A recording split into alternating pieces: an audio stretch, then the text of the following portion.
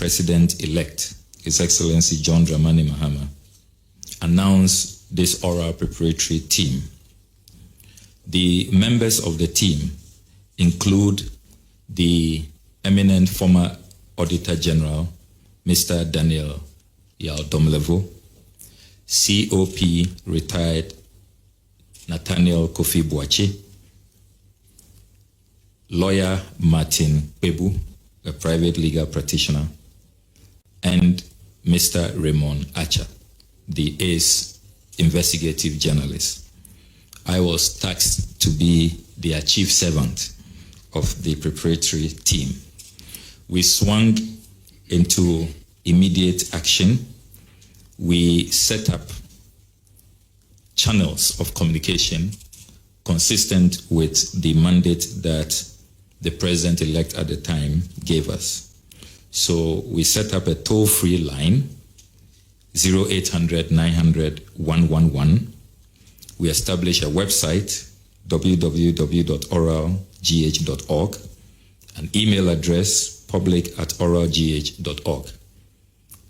Her Excellency the Vice President was also generous to offer us her conference room as our secretariat. So that served as our secretariat. So we didn't have to pay rent for our meetings.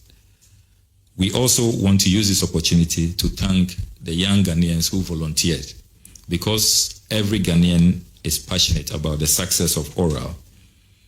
IT experts volunteered to set up this platform for us free of charge. So the toll-free lines, the websites, these are patriotic Ghanaians who did not demand any compensation from us.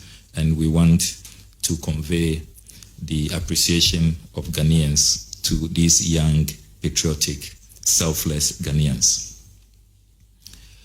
By way of quick numbers, and these are very important numbers, we received 1,493 calls through the toll-free line, 1,493. We also received 924 emails.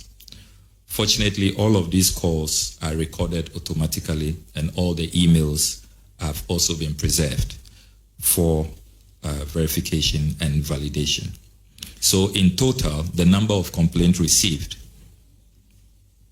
amounts to 2,417.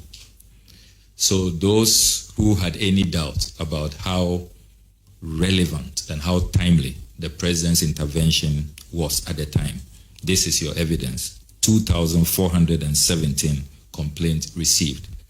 Where will all of these people have gone if President Mahama had not set up the oral preparatory team? So President Mahama has been vindicated. It was a masterstroke. It was the right decision for our country, and it has deepened transparency and accountable governance.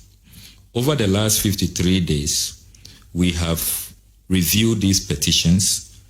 44 were received directly from civil society organizations and other public-spirited citizens.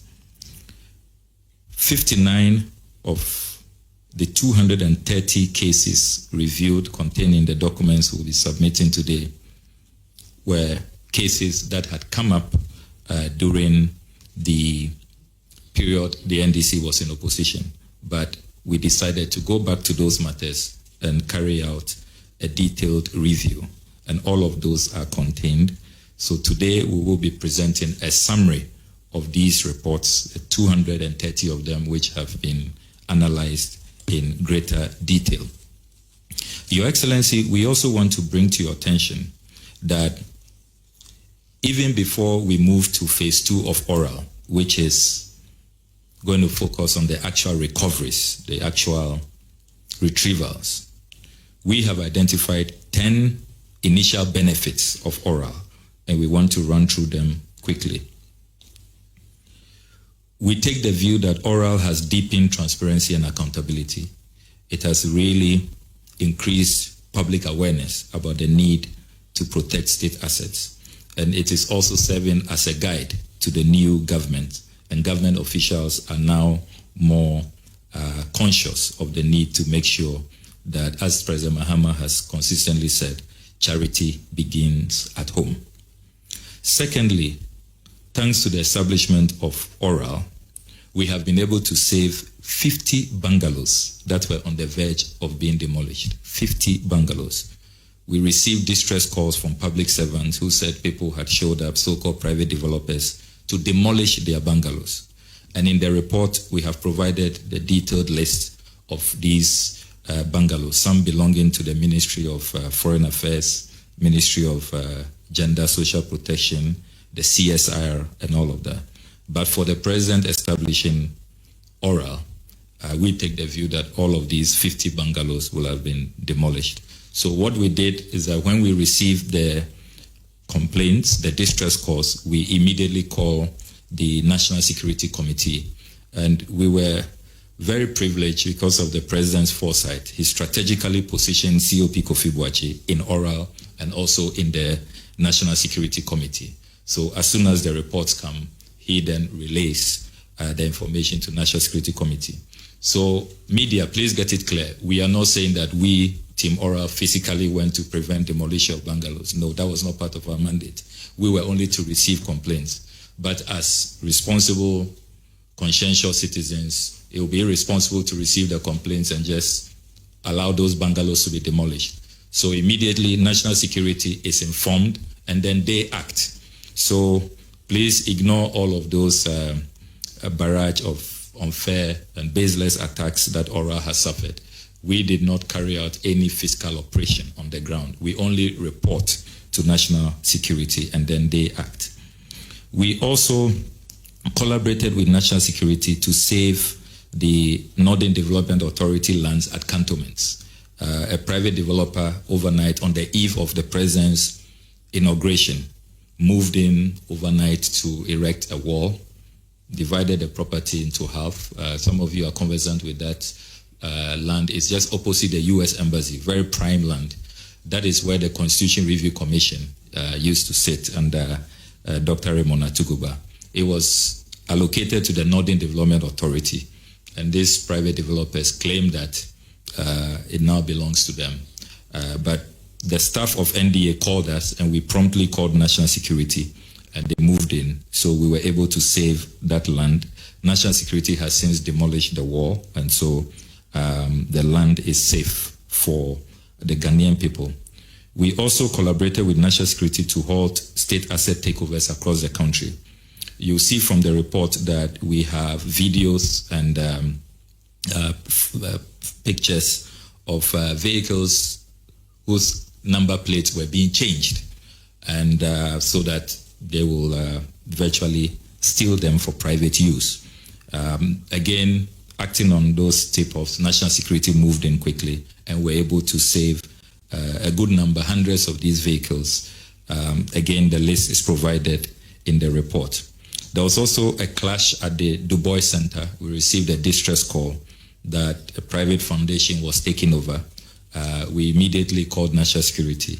And so what we have done now is to ask that the factions should meet, and the new Minister for Tourism should resolve the matters. Again, if Oral had not been established, only God knows what would have happened at the Du Bois Center.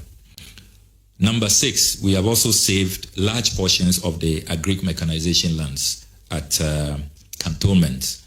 Those of you who are conversant with that land, opposite the Elwak Sports Stadium, all of it had been allocated. But fortunately, when Oral was established, the Association of Vegetable Producers and Exporters reached out to us that that's where they used to operate. Large portions of their facilities had been demolished, but their cold room was on the verge of being demolished. And so we called national security, they moved in, and we have been able to save large portions. Only, I would say, about 20% of the land has seen some development.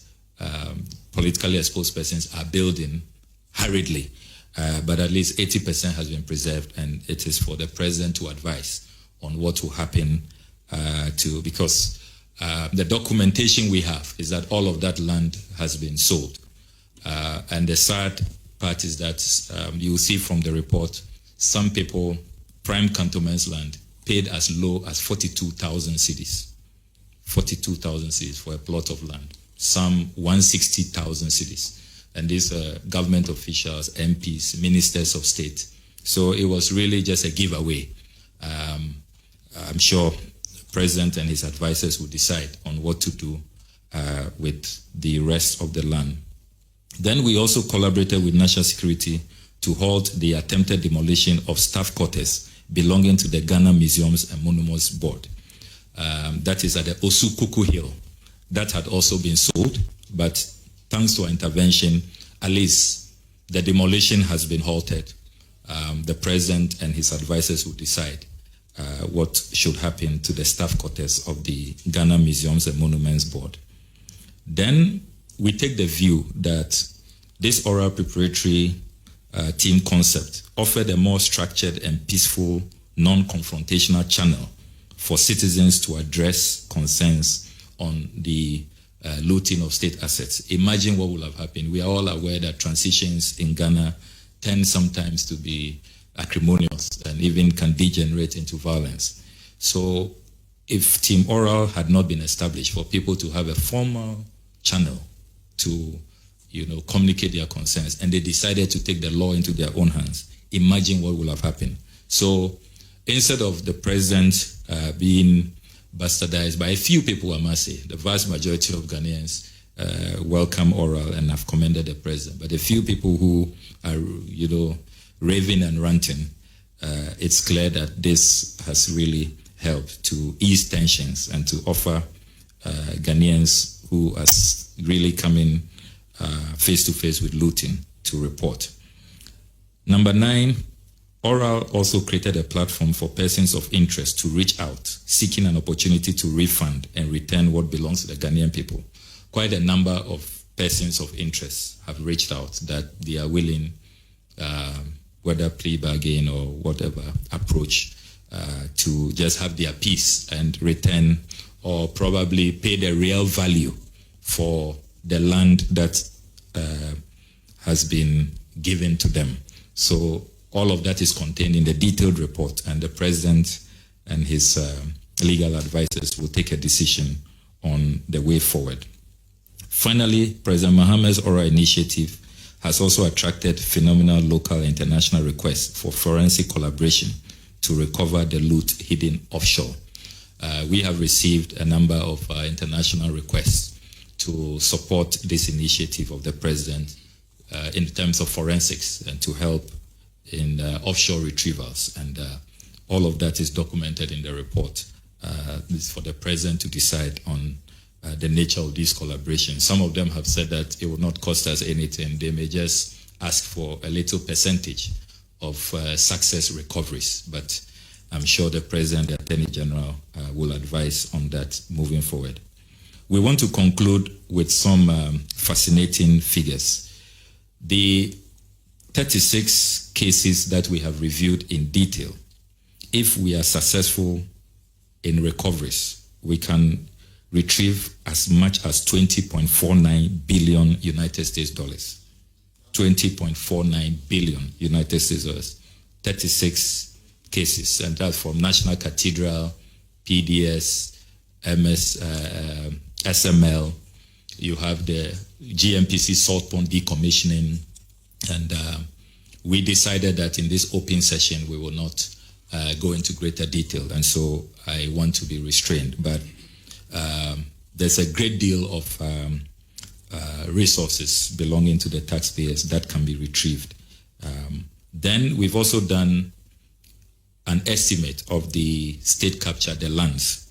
If we successfully ask people to pay conservative market value for the lands they have looted, again, the experts are telling us that we can recover about 702.8 million United States dollars for the Ghanaian people. That's if we just ask people, those who were paying 42,000 cedis, 120,000 cedis, 160,000 cedis, to pay the fair market value. Those are lands that $500,000, $600,000, you will even struggle to get cantonments land at that figure.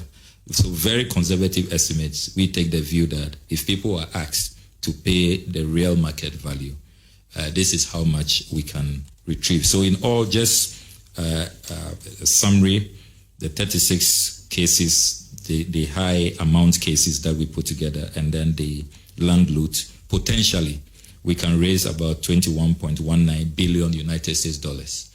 And that is far more than what we have been chasing the IMF for and subjecting ourselves to all kinds of conditionalities. So we want to renew our appreciation and deep gratitude to His Excellency the President and his team of advisors for this initiative, which has really served Ghana well. And we look forward to the next phase. Even if we will not be involved, we will be very successful when the next phase really conducts retrievals and is successful in making sure that we are able to return to the national kitty resources that belong to the Ghanaian people. We thank you very much for this opportunity.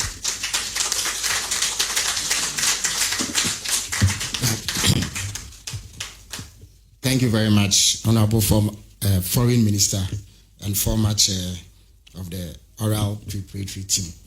At this stage, I will call on you to do a formal handing over of the report to His Excellency.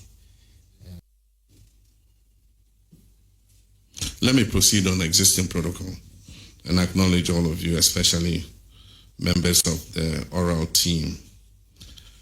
It is with great solemnity and a deep sense of duty that I receive this comprehensive report of Operation Recover All the Loot, an initiative that represents an unwavering commitment to the fight against corruption, financial malfeasance, and the misappropriation of public resources.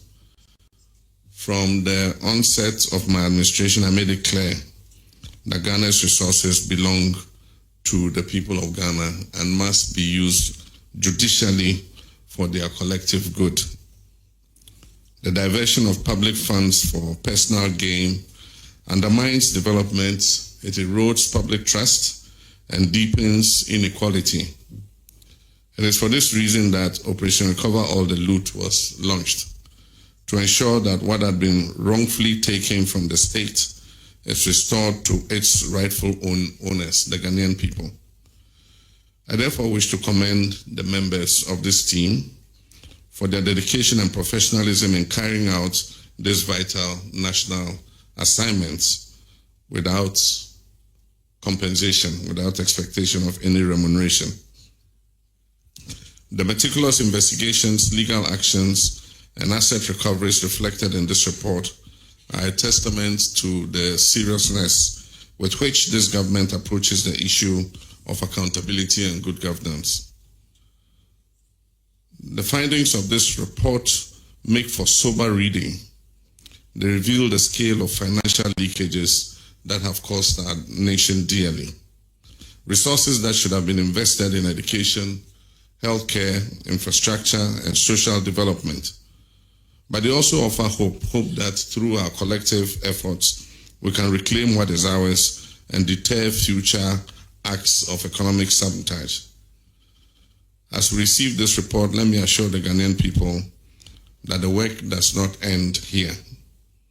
The recommendations of the report will be carefully studied, and where legal action and investigations are warranted, they will be pursued without fear or favor. Every peso recovered will be channeled back into national development, and mechanisms will be strengthened to prevent such losses in the future. I have promptly handed over the report to the Attorney General and Minister of Justice, and I give him firm instructions to commence immediate investigations into the cases reported in here with a view to prosecuting anyone found liable for corruption or related offenses. To those who think they can defraud the state and escape justice, let this serve as a strong warning. Ghana is no longer a safe haven for corruption. To those who stand for integrity, accountability, and the rule of law, I assure you that this government remains your steadfast partner in building a nation where honesty and hard work are rewarded. Ladies and gentlemen, this is a defining moment in our fight against corruption. We must all play our parts, citizens, civil society, the media, and public officials alike. Together, we will build a Ghana that is just, transparent, and prosperous for generations to come. I thank you, and may God bless our homeland, Ghana.